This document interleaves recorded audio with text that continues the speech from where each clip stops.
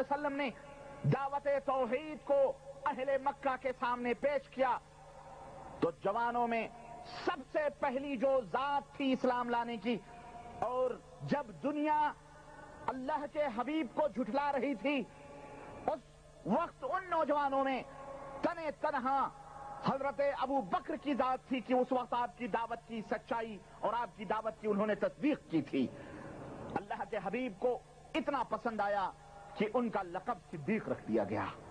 اور ایک دفعہ اس وقت جب نبی رحمت صلی اللہ علیہ وسلم معراج سے واپس آئے اور آپ مکے میں بیٹھ کر اپنے دوستوں کے سامنے معراج کا تذکرہ فرما رہے تھے اور فرما رہے تھے کہ مجھے اللہ تبارک و تعالیٰ نے یہ مقام اور منزلت عطا فرمائی کہ میں آج رات یہاں سے بیت المقدس اور بیت المقدس سے عرش اور کرسی اور جنت و جہنم کی سیر کر کے آ رہا ہوں، اور میرے پیچھے ان نبیوں نے رسولوں نے نماز ادا کی۔ اس وقت پورا مکہ ہنسی اڑا رہا تھا، مذاق اڑا رہا تھا، اور آپ صلی اللہ علیہ وسلم کو پورا مکہ مل جل کر کے یہ کہہ رہا تھا کہ پہلے تو اس کے پاگل پنی میں ہمیں شک تھا، لیکن اب ہمیں یقین ہو گیا ہے کہ جو 2 مہینے کا اونٹوں کا سفر ایک رات میں بھلا کوئی عقل مند سوچ سکتا ہے کہ ایک رات اور وہ بھی رات کی چند گھڑیوں میں طے کر کے واپس آ سکتا ہے؟ یہ تو واقعی پاگل ہو چکا ہے۔ اور اس وقت بغلیں بجاتا ہوا یہ ابو جہل مکے کے اندر ابو بکر کو ڈھونڈ رہا تھا کہ آؤ، وہ بہت بڑا صدیق بنا پھرتا ہے، وہ بہت بڑا اپنے محمد صلی اللہ علیہ وسلم کی سچائیاں بیان کرتا پھرتا ہے، چلو چل کے ذرا اس کے دوست کی پاگل پنی اس سے ذکر کروں۔ حضرت ابو بکر صدیق راستے میں ملے، اس نے کہا آج تو بہت انہونی بات تم کو میں بتانے آیا ہوں۔ ابو بکر صدیق نے کہا کون سی انہونی بات ہے؟ کہا ایک بات بتاؤ، تم جو اپنے دوست کی ہمیشہ مدح و ثنا بیان کرتے ہو، ذرا یہ بتلاؤ کوئی آدمی ایک رات کے کسی حصے میں مکے سے مدینے جا کر اور پھر واپس آ سکتا ہے؟ اور کوئی آدمی وہاں سے اوپر آسمان اور اللہ سے ملاقات کر کے آ سکتا ہے؟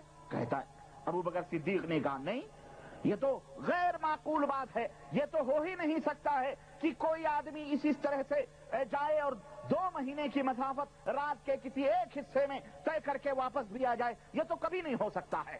لیکن بات کیا ہے؟ کہا ہاں، آج تم عقل مندی کی بات کر رہے ہو۔ ابو جہل نے سوچا آج تو میں اس سے اپنی بات اگلوا ہی لوں گا۔ چنانچہ ابو جہل نے کہا آج تمہارا دماغ کچھ صحیح لگ رہا ہے اور تم صحیح بات کہہ رہے ہو۔ حضرت ابو بکر صدیق نے کہا بھائی بات کیا ہے؟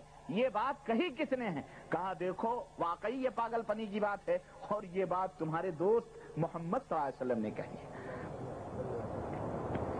تمہارے دوست نے یہ بات کہی ہے۔ ابو بکر صدیق رضی اللہ تعالیٰ عنہ نے فرمایا کہ کیا واقعی یہ بات ہمارے نبی نے کہی ہے؟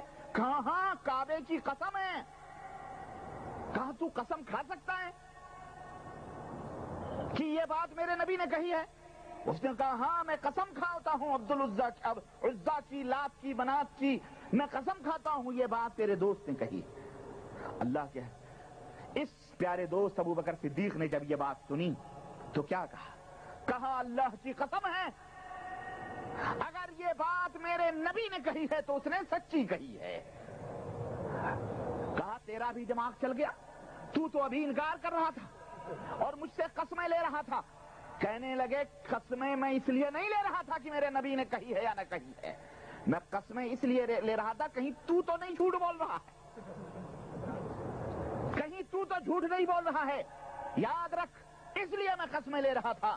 اگر یہ میرے نبی نے کہی ہے تو اللہ کی قسم ہے میرا نبی ضرور گیا ہوگا اور میرا نبی ضرور واپس آیا ہوگا۔ کہا کیسے ہو سکتا ہے؟ کہا تو کیا جانے، میرا نبی اس فرش پر بیٹھ کر عرش کی باتیں بتلاتا ہے، ہم اس کی تصدیق کرتے ہیں۔ میرا نبی کہتا ہے جبریل آئے، جبریل یہ کہہ کر کے ابھی گئے ہیں، ہم آمنا و صدقنا کہتے ہیں۔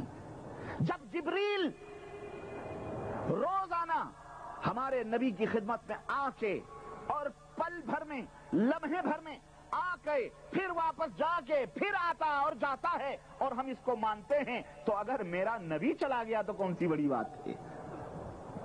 اور یہی بات لے کر حضرت ابو بکر صدیق جب نبی کریم صلی اللہ علیہ وسلم کی خدمت میں پہنچے اور پورا واقعہ بتلایا تو اللہ کے حبیب کی زبان مبارک سے نکلا انت صدیق انت صدیق انت صدیق یا ابا بکر، ابو بکر تو سب سے زیادہ سچا ہے، تو سب سے زیادہ سچا ہے۔ جب دنیا مل کے مجھے جھٹلا رہی تھی تو میری صداقت کا اعلان کر رہا تھا۔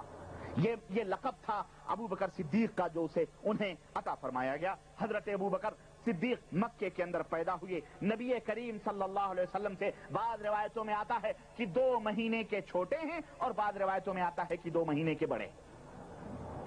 المہم آپ کا جو پیشہ تھا وہ تجارت تھا، آبائی پیشہ تجارت کرتے تھے، اکثر و بیشتر باہر سفر پہ رہتے تھے، اور پھر آپ حضرت ابو بکر صدیق رضی اللہ تعالیٰ عنہ ہجرت جب ہوئی نبی کریم صلی اللہ علیہ وسلم کی تو آپ ہی آپ کے ہم سفر بنے اور یار غار مصطفیٰ صلی اللہ علیہ وسلم کا بھی خطاب آپ کو دیا گیا۔ ابو بکر صدیق رضی اللہ تعالیٰ عنہ زمانے جاہلیت میں ان کی کیا حیثیت تھی اور کیا حقیقت تھی، ذرا اس کی بھی جھلکی میں بتلاتا چلوں۔